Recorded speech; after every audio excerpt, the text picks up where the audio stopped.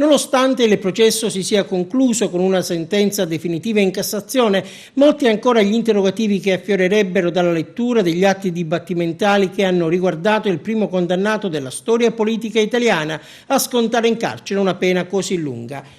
È uno dei passaggi sottolineati da Simone Anastasi, autore del libro Cuffaro, tutta un'altra storia, in uscita il prossimo 10 dicembre, proprio pochi giorni prima del ritorno in libertà dell'ex presidente della regione, rinchiuso al Re Bibbia dal 22 gennaio del 2011 per rivelazione di segreto istruttorio con l'aggravante di favoreggiamento mafioso.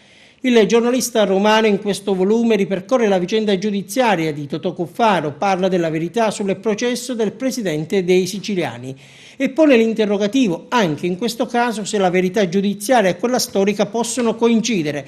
A commentare in anteprima le anticipazioni contenute nel libro Nello Musumeci, componente della Commissione regionale antimafia. Pur mantenendo sempre una certa distanza istituzionale, il politico catanese, storico esponente della destra, che di Cuffaro è stato avversario candidato alla presidenza di Palazzo d'Orleans nel 2006, non si tira indietro e fa le sue considerazioni. In quella competizione non potevo sostenere Cuffaro, sottolinea Nello Musumeci, era indagato per fatti di mafia e il presidente di una regione come la Sicilia non può permetterselo.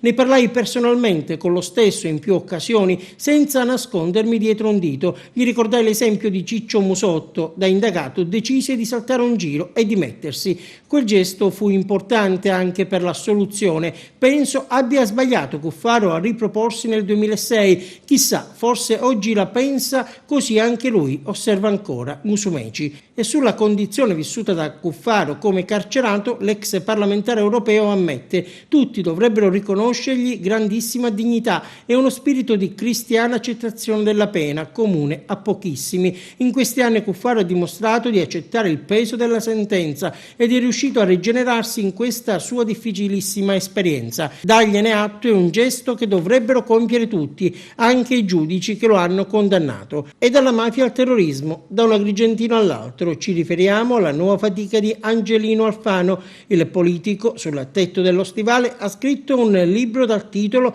Chi ha paura non è libero, la nostra guerra contro il terrore, pagine più che mai attuali alla luce dei recenti attentati di Parigi e la lotta senza confini per combattere l'ISIS.